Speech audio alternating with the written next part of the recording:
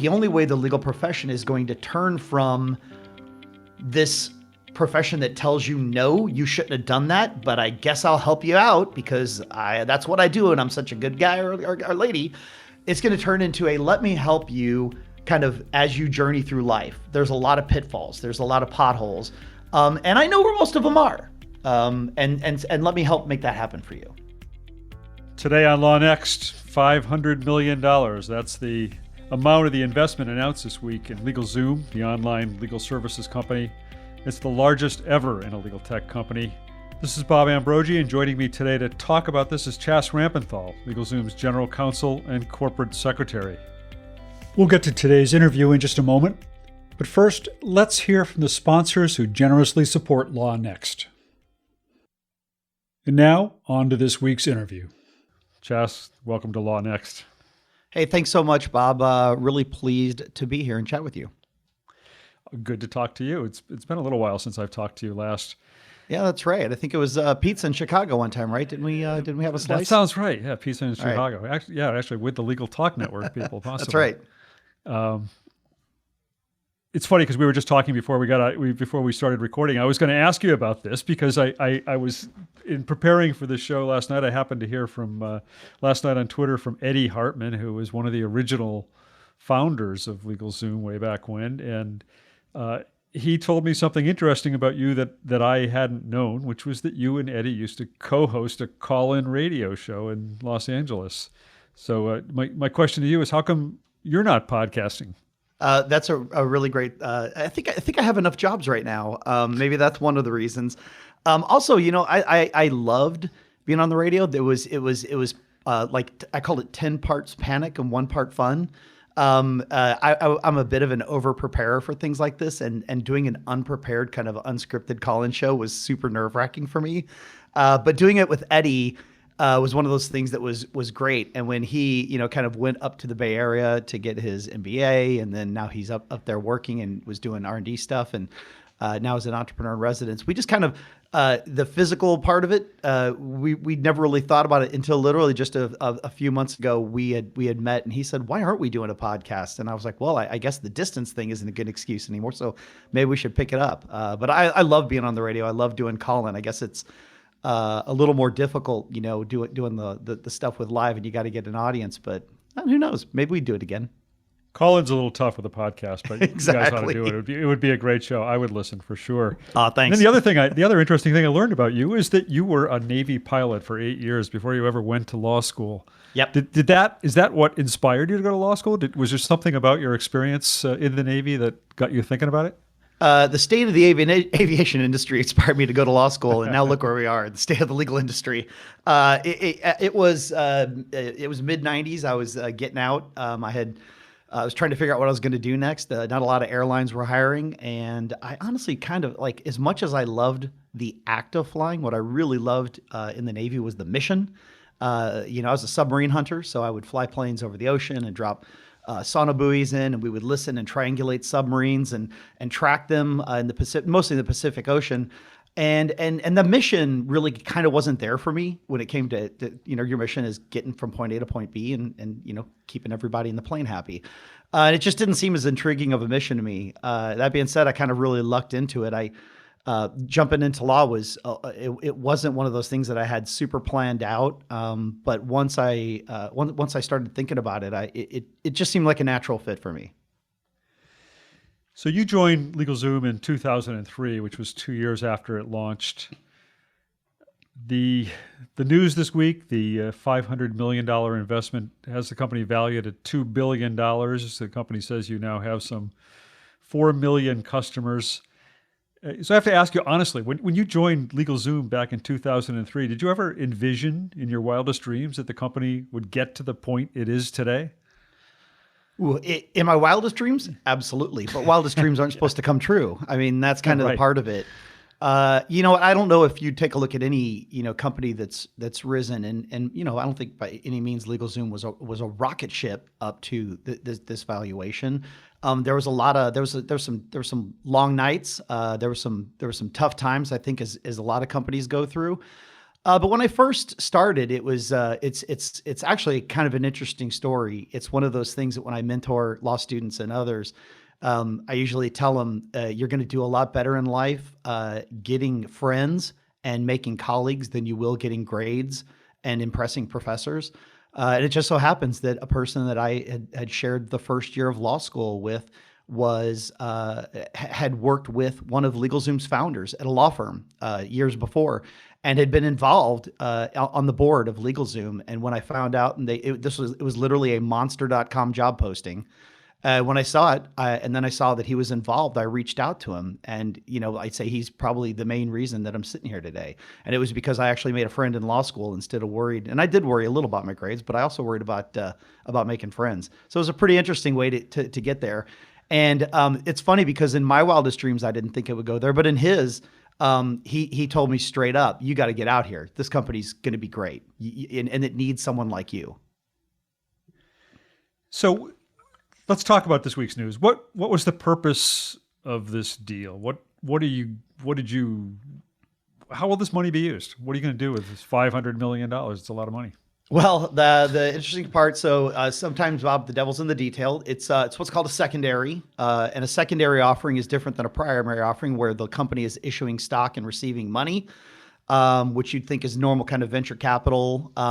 A secondary offering is when you take current shareholders of the company, current investors that maybe have a particular investment horizon, and they went out and sold their shares directly to a series, as you know, in the press release of other investors. Of course, it does still have the impact of valuing the company because of all the diligence and the work that was done in order to properly price their shares. But what ended up happening is a few of our larger, more concentrated shareholders ended up selling to the suite of investors that you saw. So there were no additional funds that went right to the company. But I will say it's still a pretty monumental and watershed event in the fact that it does value the company so high, and it was such a large investment. So it lets some of the investors get some return on their investment, and it also brings in some investors with maybe a longer range horizon in terms of what they're looking to do or get out of the company. That's exactly right, Bob. Investors, you have different types. You have the kind that like to sit and wait. You have your angels who are spreading themselves kind of thin across a lot of companies. You have venture capitalists who are in it for particular times, private equity, people who are looking for longer term horizons, for instance, and maybe even do a ton of investing in public companies or blue chips. And really what we were looking to do is take an existing investor who'd been with LegalZoom, through a typical horizon, and make sure that they had a level of liquidity. What I find great about this, though, and a testament to LegalZoom's kind of mission, its business model, and its future, is that instead of kind of wiping out all their holdings and just walking off, they actually retain still a pretty good amount of the holdings that they have in LegalZoom. Our existing investors, all three did.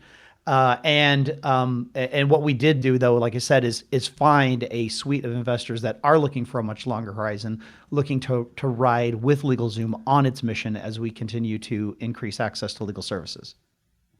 So what is that mission? What's the longer horizon view of what you're trying to do?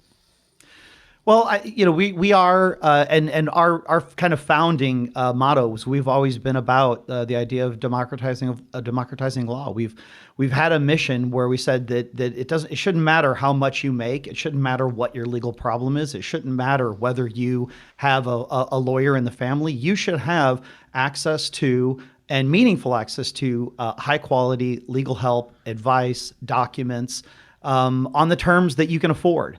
And with our current system, with our current model, that's not always been the case. And by the way, as you well know, Bob, that's not just an America problem. That's a problem worldwide. Well, it's a problem worldwide, but it's for a company such as LegalZoom, it's a particular problem in the United States. I mean, you've met a lot of opposition. I interviewed you 4 years ago for a story for the ABA Journal in which we talked about a number of the legal actions that had been taken by states, basically trying to shut you down in some ways, or at least shut down part of what you do for unauthorized practice of law. At the point that we talked 4 years ago, you had successfully resolved, I think, all but one of those. The one still pending at that point was North Carolina, which I think you've subsequently resolved. Well, I know you've subsequently resolved. It was funny because I was looking on your website, and there's it kind of talks about some of these legal battles that you've faced, and your website declares, "We won the battle."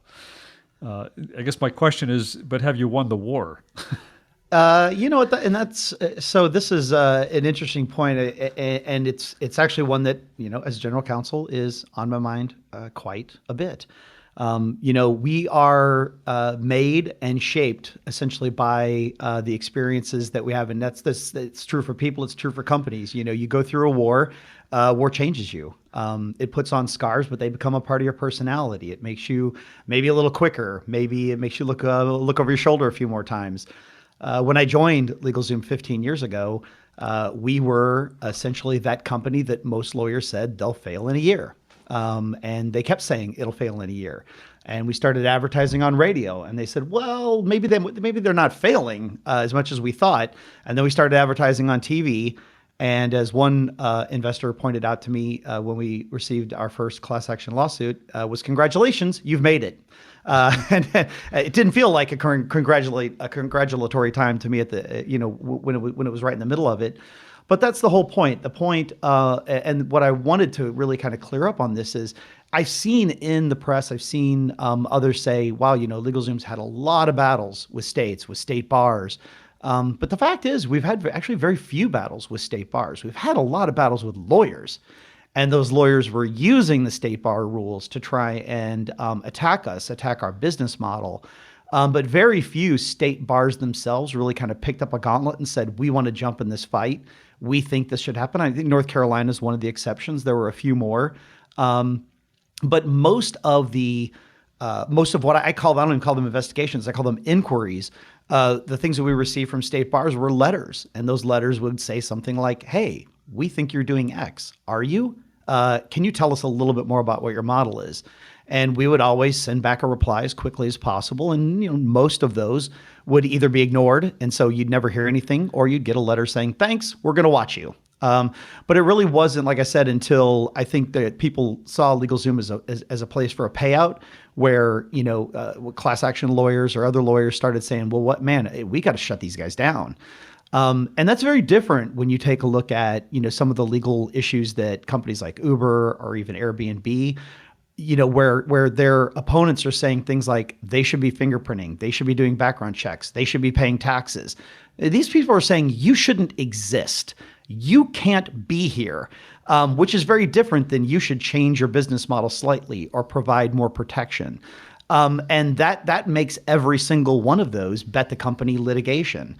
And we became very embroiled in this and kind of circled our wagons and said, we've got to come straight head on to this. We can't secede any ground to any one place. And honestly, that really was part of, my starting at LegalZoom, my middle of LegalZoom, and now up until the last few years had been a big part of my life and the lives of some of the lawyers that work with me at LegalZoom, as we started figuring out how do we need to talk to these people and tell these bar associations, these agencies, that we're not the enemy. And you've seen a huge shift, even in the last 2-3 years, Bob. I'm sure you have, that LegalZoom used to be the place that was kicked out of meetings, and now we're the company that is being invited to try and say, well, tell us, how can we do this? How can companies like yours, Avo, et cetera, how can we work with the legal profession, with regulators to make access happen? And I tell you, I can't believe how quick the needle kind of flipped. Well, so how much is that happening? What is your relationship like with bars now? Are they in fact inviting you to the table and talking to you about how to innovate the delivery of legal services? There are a handful of more progressive bar associations that are definitely doing that. They are inviting us in, some of it under the guise of, we're thinking about enacting certain regulations. Tell us how that would, what that would mean to you. Others are saying, we're looking at ethics or rule changes. how can we implement them? How can we show the benefit to consumers, the what the possibility of harm is, and protect against it? Because in the end, no matter if you're LegalZoom or if you're the law firm down the street or you're Big Law, your whole reputation rests on just a few things. Number one, it's getting clients in the door, and number two, making them happy on the way out the door. And it doesn't matter how big you are, how small you are, that is your bread and butter. So, you can't be harming consumers. You can't be doing, things that are going to, affect the independence or the judgment of a legal professional. I think it's in the same way that you wouldn't want to do it for a medical professional or someone who is going to be wiring your house as an electrician. These are very important things that are being done, and they have dire consequences if they're done incorrectly. We'll get back to my interviews in just a moment. But first, let's take a break to hear from the sponsors who generously support LawNext.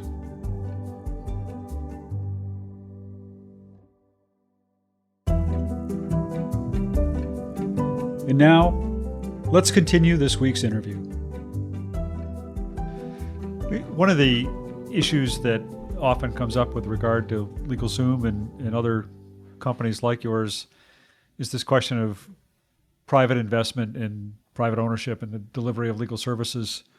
And you're, in fact, doing business in the UK, and you, in fact, purchased a law firm in the UK. What has your experience in the UK taught you, or how has it informed what you're doing here in the United States? Are you pushing for loosening of the rules on private investment here in the United States? So there was a couple questions there. I want to make sure I get to both of them. So first, in the United Kingdom, we got to go back a few years into the mid 2000s. When it wasn't lawyers and it wasn't legal regulators, it was legislators, it was members of parliament, it was an insurance regulator who went in and studied the status of the delivery of legal services in the United Kingdom and said, hey, people, there's something wrong here. And by people, he was talking to the solicitors that were not they were not being gainfully employed. Their customers, their clients were not happy. And they said, we need to take a relook at this, and we need to take a look at your ability to regulate yourselves. And I think we need to step in and do something here. A report was delivered. The Legal Services Act was passed. One of the things one of many reforms was the establishment of some regulatory bodies and the concept of entity-based regulation. And so in the United Kingdom, what you're proving, and the first thing that I can almost kind of partially tongue-in-cheek say is, you know what, cats and dogs aren't living together, Bob. People who are not lawyers are owning majority and 100% ownership interests in law firms, and the world's not ending. Clients are not being harmed. The legal services is no longer considered a profession in the United Kingdom. Solicitors are still highly revered. Barristers are still highly revered. So a lot of the boogeyman that we're told we're lurking in the closet, and that we're still being told it's not really there when you see it. And the reason is because even with the little bit of hair that's probably on it, the United Kingdom did a very good job. The regulators did a very good job of saying, how do we do this in such a way so that investment can come in, and that people who are multidisciplinary, people in procurement can do procurement, people in marketing can do marketing, people in ops can do ops, and people in tech can do tech, but people in law should be able to do law. And we're seeing, even with Beaumont Legal, which was the first firm that we acquired, that we've gone in, we've eliminated most of the paper, we've streamlined the process, we've taken costs out of it, driven not just the satisfaction of the customer up, but the satisfaction of the lawyer and the employee has gone up. And it wasn't cheap and it wasn't fast, but we turned a real corner there. And so that's the kind of the first part of it, is that what we're showing in the United Kingdom is, I'm hoping we're showing people in the United States that this isn't a pipe dream, and this isn't the apocalypse that you're worried about. And because of that, you're darn tootin'. I am on a bit of a wagon to tell people, our soapbox, to tell people it's time to change. And again, I don't think we need to loosen regulations, I think we need to do what the United Kingdom did, which is relook the regulatory construct. And that doesn't mean loosening regulations. It means actually building a set that's an appropriate level of regulation. And there's really just kind of one term for that. And it really has to do with policy-based or outcomes-based regulation, which is very different than the prescriptive regulations that the American Bar Association and other bar associations have adopted. So what does that look like to you? What would the model be in the United States that would allow you to function in the way that you think you should be able to function here? Well, so the first thing, there's a couple ways of doing it, obviously, but the first thing is really taking a look at regulations and saying, what are legal regulations there to do? And in the United States and in state bar associations, obviously, when you take a look at most of their mottos, their mission statements, it's to protect the public, right? It's to ensure the integrity of the profession. It's to make sure that there's high quality, that there's no conflicts of interest, and that client confidences are upheld. There's a suite of things that are allegedly very important to the bar association. And again, I'm not saying they're not important, but I am saying that if you take a look, though, how the laws are, how they're policed, they're not necessarily policed in a way that has anything to do with the protection of the client. They're instead of being used as a sword to go out and cut away bad actors, more used as a shield to protect the profession from competition. And I think when you take a look at the United Kingdom and the regulatory objectives that they have, instead of going out and setting a rule saying, do this, don't do that, eat this, don't eat that, wear this, don't wear that, what they say is we've got a set of objectives here. And when someone does something and we haven't seen it before, instead of telling them they can't do it, the first thing we're going to do is go back to those objectives and say, does the thing that's happening right now, is it in opposition to one or more or all of the objectives that we have as we regulate the profession? And if it's not, Bob, they just let it go. They don't try and figure a way to harness it or regulate it or chill its speech. And I think that is the problem that we have in the United States, is that advisory opinions and the way that you've seen states come out and say, well, we're not gonna formally say this, but this is what we think. And they don't realize how just completely chilling that is on lawyer behavior.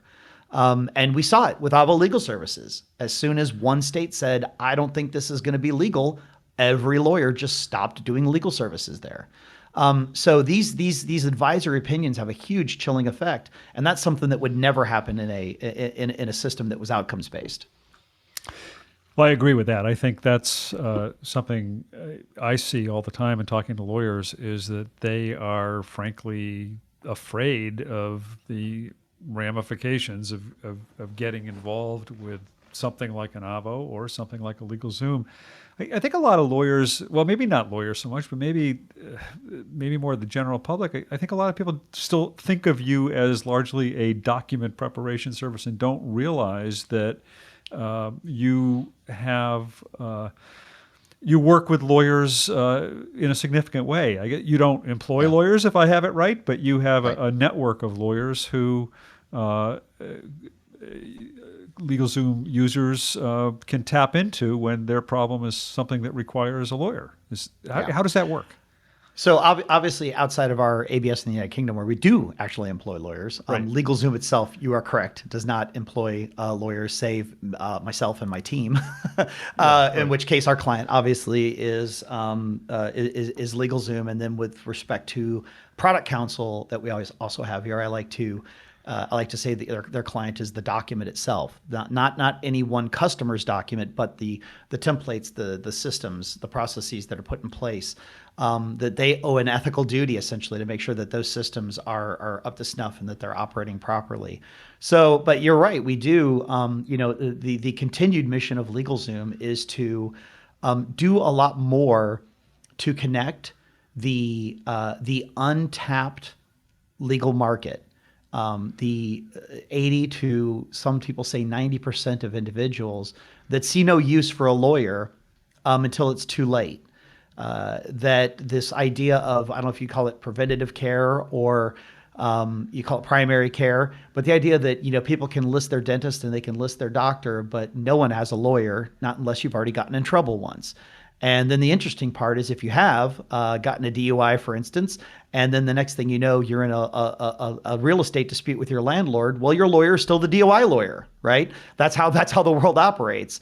And I always say, unless you have like an Uncle Jim that happens to be a lawyer, or an Uncle Chas in my nephew's case, then you reach out to me, and then I try and help steer you to the right spot. But most people don't have an Uncle Jim or an Uncle Chas that's a lawyer. Most people haven't been meaningfully engaged in the legal system so that as soon as something happens, they can recognize it's a problem that might benefit from a lawyer's advice.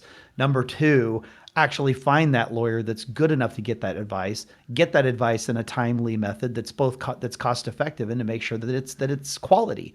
And so all those things kind of pile up together to make a really poor customer experience and a really awesome lawyer experience at times.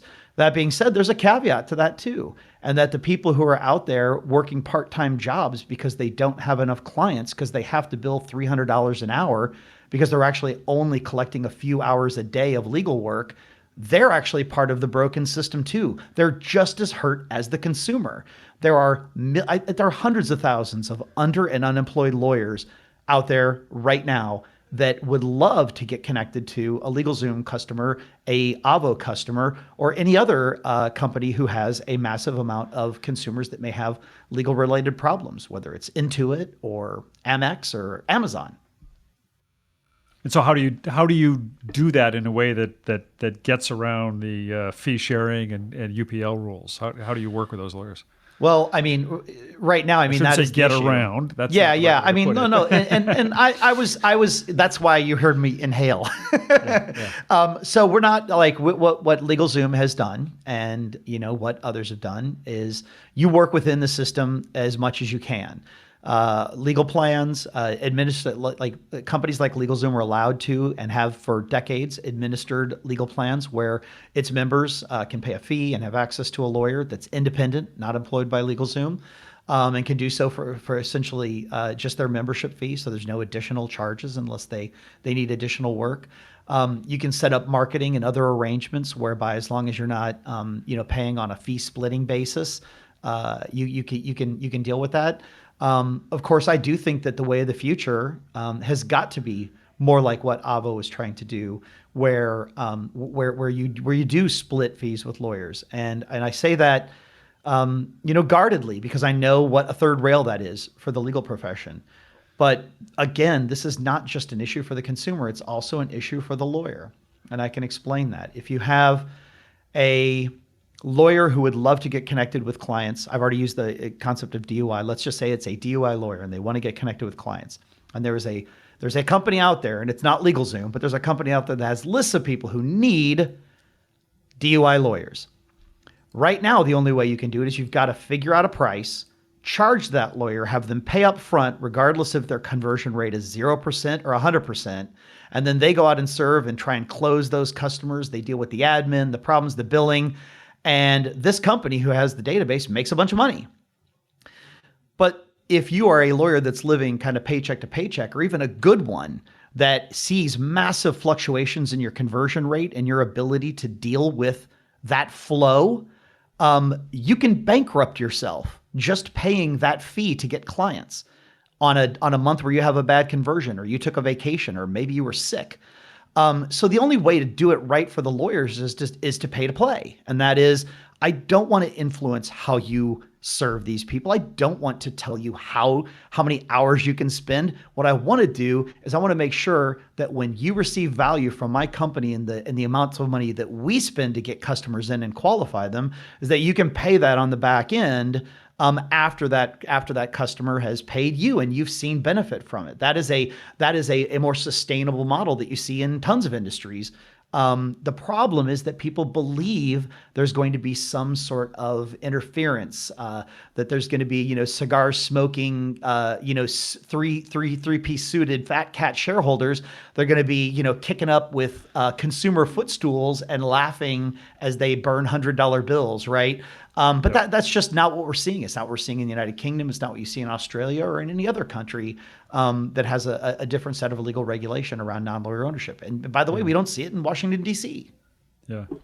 So how many lawyers are actually serving clients? I understand they're independent lawyers, but in the United States, how many lawyers are actually serving clients under the LegalZoom umbrella in some way? Yeah, under the LegalZoom umbrella, whether it's through, like I said, marketing relationships, through legal plan relationships, or other, it's around 1,000, give or take. It does kind of flow up or down. There's not a ton of change going on there, but as we increase, especially with respect to the legal plan, as we start gathering more members, start trying to offer more services, then obviously we'd love to figure out a way to get more lawyers connected with them. But just, I can't say just between you and me, Bob, but you and me and your entire audience. I don't understand the reluctance of the legal profession to say the millions of customers that LegalZoom's had and the millions that we're going to have shouldn't have a better, quicker, faster, easier, and higher quality way to connect to a great lawyer that's licensed and paying dues to their bar in their state. It just kind of boggles my mind. And the only reason, in my view, that that's happening is because that the people who are in charge of changing the rules are either slow, or they don't care, or they take a look at the system as is and says, I did really good in that system, so it's okay for me, so I don't feel like I need to change it for someone else. And if I had my kind of druthers, I would rather our profession, which is clinging to self-regulation, do so in a way to show its commitment to the consumer instead of wait for self-regulation to be drug away from us kicking and screaming like it was in the UK. I think that would not be I don't think that would be the optimal outcome. When we spoke in 2014, you talked about disrupting the way legal services are delivered in this country in sort of analogized to the healthcare system, to having the legal system be more like a healthcare like triage system with sort of various levels of assistance depending on the nature of the problem and the nature of the client. Is that still how you see it moving in the longer term? Well, it's how I'd like to see it move. I mean, I think the best part of working at a company like LegalZoom is that you can be agile, you can be lean, to use two words that have business speak Very attached hip. to them, and are very hip. But you can do those things in the literal meaning of those words and not the business speak meaning of those words. And that is, you can go out and you can test you can postulate a solution, you can create and mimic or test that solution, and then you can quickly adapt and change that solution to better fit the needs of the customer. And it is one of those things where you have to balance what does the customer want with what do I need to give them. And the kind of the famous Steve Jobs quote, or even more famous Henry Ford quote, was, if I listened to the customer, I'd be creating faster horses, right? I'd be breeding faster horses. So I didn't listen to my customers. What I did is I looked through what my customers were asking for to what they really needed, which is reliable, faster transportation. And I made that. And so when I look at what LegalZoom, oddly enough, most of LegalZoom's disruption, other than the fact that it's disrupted a lot of regulators' sleep, is that we have really disrupted people's understanding, the consumer's understanding of their need for legal services. A lot of people talk about the latent market for legal services, and as a former student economist, never a professional one, I just don't think that's true. A latent market is a market of people going, here's my money. I want to buy this. Why doesn't it not exist? The fact is, law does exist. And you know what? Taxi cabs existed. There was a latent market of people not using taxis, but they definitely understood that they needed a ride to the airport, right? What Uber came in and did was it tapped that latent market of people who had money and wanted to get to the airport or get to a party, and they said, we're going to serve them. The problem with legal is it's a non-market. Most people don't even know they have a legal problem. If they know they have a problem, they don't even know if they need a third party to help. If they get that third party, they don't know if it should be a lawyer or someone else. There's so many things that come up to the is it good and can I pay for it, that we are shutting people out just completely. So the need for further disruption and innovation, in my view, is getting people to understand, in the same way medicine did and that the dental profession did, is that if you come in here and talk to us regularly, you might not have to have something terrible like a bypass or a root canal. Like, let's try that. But if medicine were run like law firms, there would be like severed femoral artery clinics, and there would be, heart attack clinics and resuscitation clinics. But that's not how medicine works. Most of it is preventative. And a lot of it keeps people and makes them healthier so that they don't need to come into you with their box of problems and go, please fix that. And I think that the only way the legal profession is going to turn from this profession that tells you, no, you shouldn't have done that, but I guess I'll help you out because that's what I do and I'm such a good guy or lady, it's going to turn into a let me help you kind of as you journey through life. There's a lot of pitfalls. There's a lot of potholes. And I know where most of them are. And let me help make that happen for you.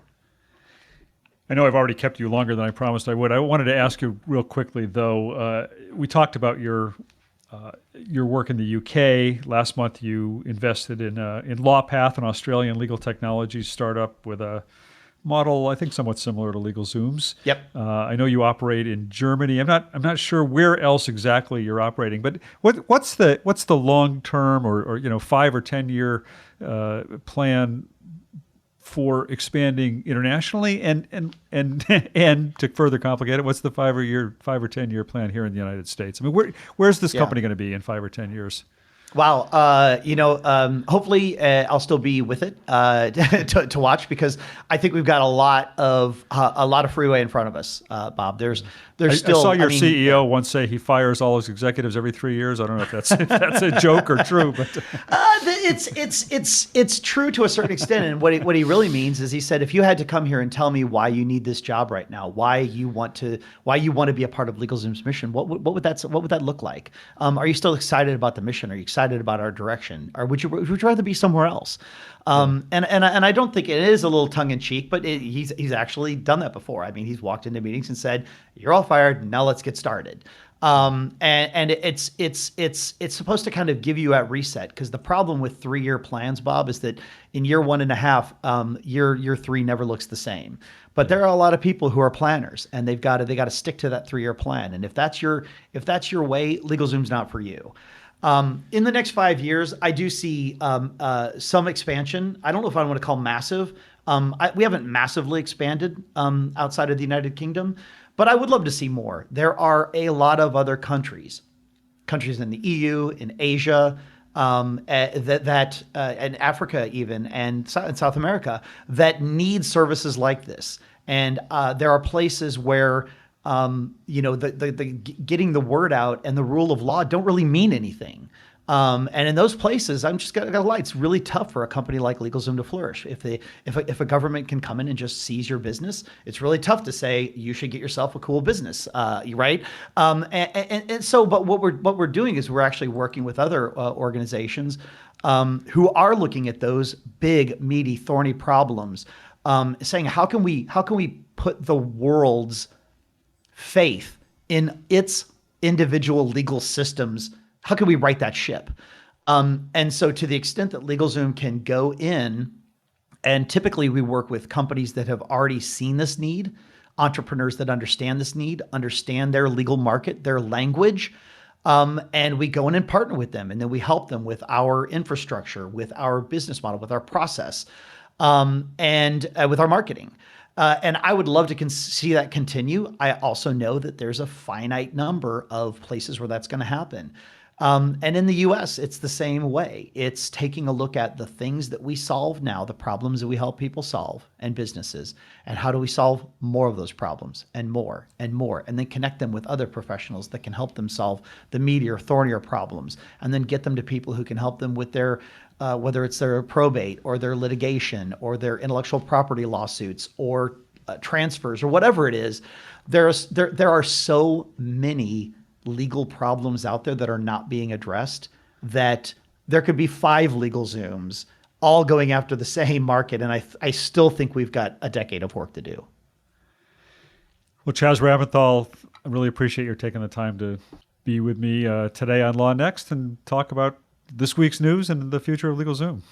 Bob, it was absolutely my pleasure. The next time we are in the same zip code, that slice of pizza's on me. That sounds good. Well, that does it for today's show. Thanks for listening. If you like what you heard, please stop by Apple Podcasts and leave a review of our show, and be sure to subscribe to receive future episodes. Thanks for listening.